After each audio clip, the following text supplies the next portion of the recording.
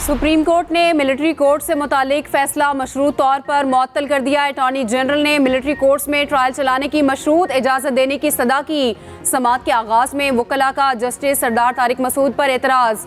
वकील लतीफ़ खोसा ने जस्टिस सरदार तारिक से कहा, आपके बेंच पर मौजूद होने पर एतराज़ उठाया है। जस्टिस सरदार तारिक ने कहा, मैं नहीं होता बेंच से अलग, क्या कर लेंगे। जस्टिस सरदार तारिक मसूद की सरबराही में 6 रुकनी लार्जर बेंच ने समाअत की।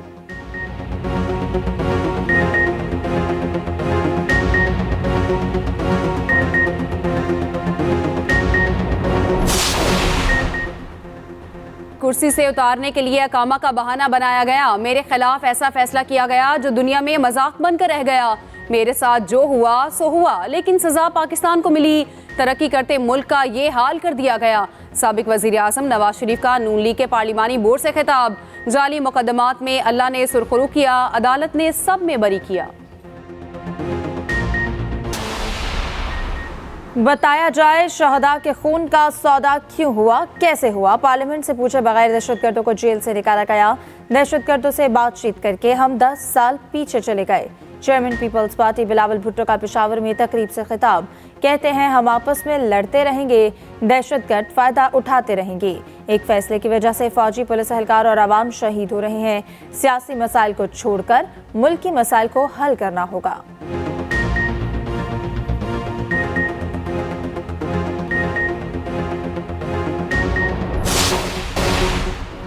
आर्टिकल 62(1)(f) के तहत नाअहली की मयाद ताहयात या 5 साल। सुप्रीम कोर्ट का नाअहली की मुद्दत से मुतालिक तमाम केसेस एक साथ सुनने का फैसला।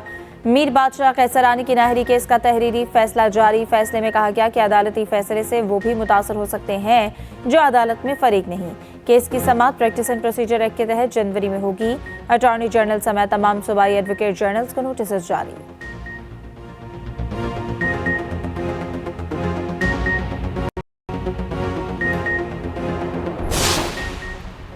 तौहीन इलेक्शन कमीशन केस बानी पीटीआई पर फर्दे जुर्म मुअख्खर। इलेक्शन कमीशन ने समाअत 19 दिसंबर तक मुलतवी कर दी।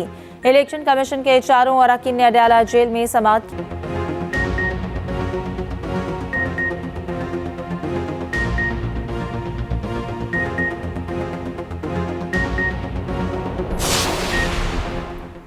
मजबूत उम्मीदवारों को टिकटें देने का मिशन। मुस्लिम लीग नून के पार्लिमानी बोर्ड का 8वां इजलास। साहिवाल डिवीजन के उम्मीदवारों के इंटरव्यूज किए जा रहे हैं। नून लीग के कायद नवाज शरीफ की उम्मीदवारों से अलग अलग मुलाकातें। साहिवाल में इस्तेहकाम पाकिस्तान पार्टी के साथ सीट एडजस्टमेंट पर गौर। उधर JUI और नून लीग में पंजाब में सीट एडजस्टमेंट पर उसूली इत्तफाक हो गया।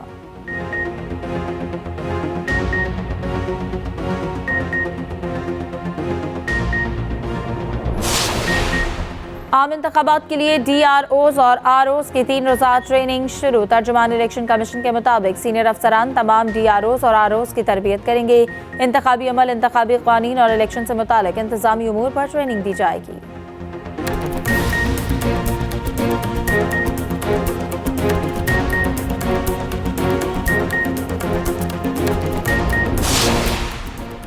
कराची के बिजली सार्फिन हो जाएं तैयार। वफाकी हुकूमत की कराची के लिए बिजली महंगी करने की दरख्वास्त नेपरा में जमा। कराची के लिए बिजली 1.7 रुपये फी यूनिट मजीद महंगी करने की दरख्वास्त की गई है।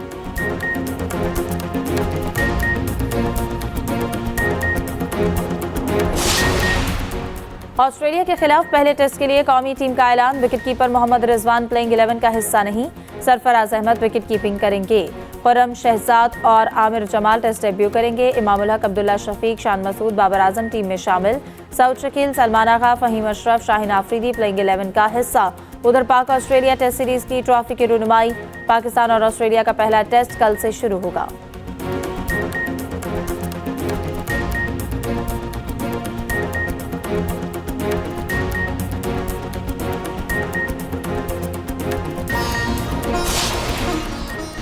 कौन होगा सबसे महंगा खिलाड़ी? PSL 9 की ड्राफ्टिंग आज होगी। नेशनल क्रिकेट अकेडमी में तकरीब सजेगी। फ्रेंचाइजेज अपने अपने खिलाड़ी मुंतखब करेंगी। अक़वाम मुत्तहिदा का गजा में जंग फौरी बंद करने का मुतालबा। जनरल असम्बली में जंगबंदी की करारदाद भारी अक्सरियत से मंजूर। 153 ममालिक ने करारदाद की हमायत की। अमरीका और इसराइल समेत 10 मुल्कों ने मुखालफत की। 23 ममालिक वोटिंग के दौरान गैर हाजिर रहे। पाकिस्तान ने जंगबंदी की हिमायत की। मुस्तकिल मंदूब मुनीर अकरम ने कहा, इसराइल फलस्तीनियों की नस्ल कुशी कर रहा है। सहूनी फौज फलस्तीन का तस्वर मिटाना चाहती है। इसराइल अब तक 25,000 टन बारूद बरसा चुका।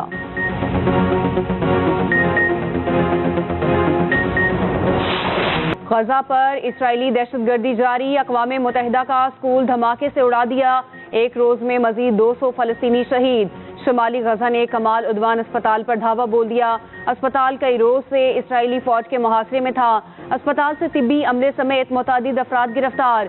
मगरबी किनारे में भी सहूनी बर्बरियत अरूज पर। जनीन शहर में ड्रोन हमला और फायरिंग, मजीद 5 फलस्तीनी शहीद कर दिए।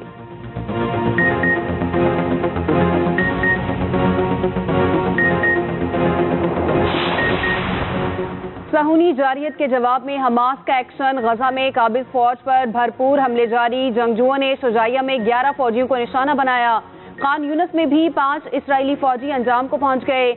मार्टर गोलों और मिसाइलों से इसराइली फौज का कैंप उड़ा दिया। मुतादिद टैंक और बख्तरबंद गाड़ियों को तबाह करने का दावा।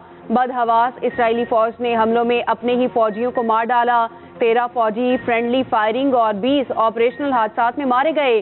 गजा से 2 इसराइली मुग़वियों की लाशें भी बरामद।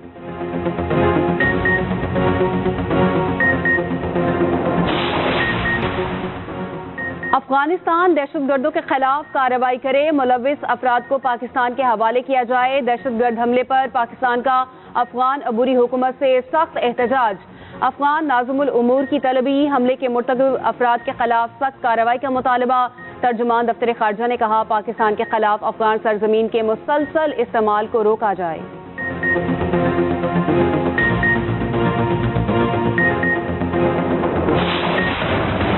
नैब रेफरेंसेस क्लियर, नवाज शरीफ बरी। इस्लामाबाद हाईकोर्ट ने अल अजीजिया रेफरेंस में सजा कलअदम करार दे दी। नवाज शरीफ की सजा के खिलाफ अपील मंजूर। नैब की केस रिमांड बैक करने की इस्तदा रद्द। दौरान समाअत नैब प्रोसिक्यूटर ने कहा, हमारा केस ही वाजिद ज़िया के तज्जिए की बुनियाद पर है। वाजिद ज़िया का तज्जिया है, नवाज शरीफ ही असल मालिक हैं। चीफ जस्टिस ने रिमार्क्स दिए, वाजिद ज़िया तो खुद मान गए, मलकियत साबित करने का कोई सबूत नहीं। इस दस्तावेज से कुछ साबित नहीं होता। मफरूजे पर तो कभी भी सजा नहीं होती है। बताएं, नवाज शरीफ ने कैसे करप्शन और करप्ट प्रैक्टिसेस से पैसा बाहर भेजा? वाजिद ज़िया कह चुका, इसका कोई सबूत नहीं। अदालत ने दलाइल सुनने के बाद फैसला सुनाया।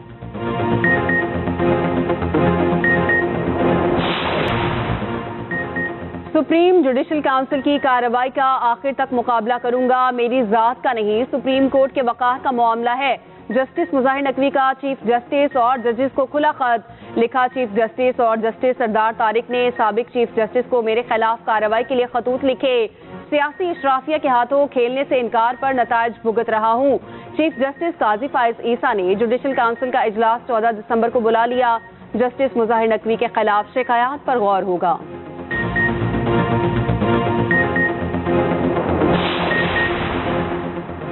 मेरे दरवाजे सुप्रीम कोर्ट के तमाम जजेस के लिए खुले हैं। चीफ जस्टिस काजी फाइज ईसा का जस्टिस एजाजुल एहसन के 17 नवंबर के खत पर जवाबी खत लिखा। आपके खत पर बहुत मायूसी हुई।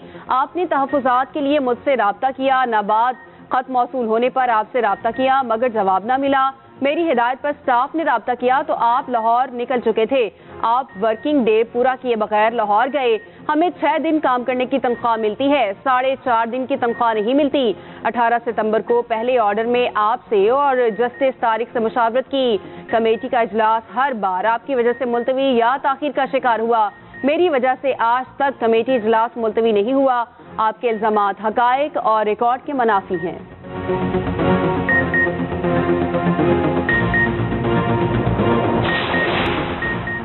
शरह सूद 22% की सतह पर बरकरार। स्टेट बैंक ने आइंदा 2 माह के लिए मॉनेटरी पॉलिसी का ऐलान कर दिया। मरकजी बैंक के मुताबिक रवां माली साल महंगाई की शरह 29.2% थी। अजनास की आलमी कीमतों में एतदाल से महंगाई कम हुई।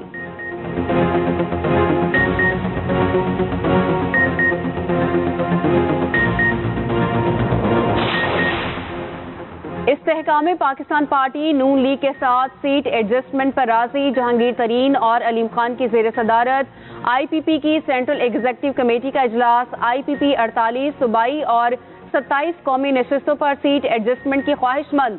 नून लीगी क़यादत मुनासिब तादाद और मूसू हलकों में सीट एडजस्टमेंट पर रजामंद।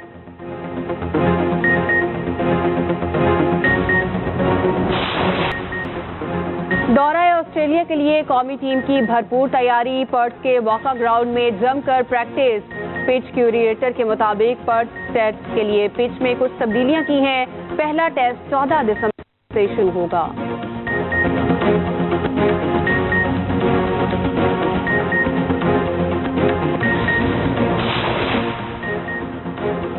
Well done team green. Pakistan cricket team under 19 Asia cup के सेमीफाइनल में पहुंच गई। आखिरी ग्रुप मैच में अफगानिस्तान को बआसानी हरा दिया।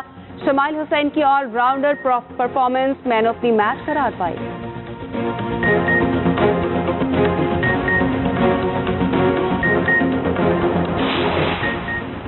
दो 2023 का क्रिकेट वर्ल्ड कप तनाज़ात की जद में रहा। भारत की मेजबानी ने कई सवालात को जन्म दिया। पूरे इवेंट में भारत पर कई इल्जामात लगे। पाकिस्तानियों को भी वीजे तक जारी न हुए। क्या क्या वाकयात रोनुमा हुए, देखिए इसी बुलेटिन में खुसूसी रिपोर्ट।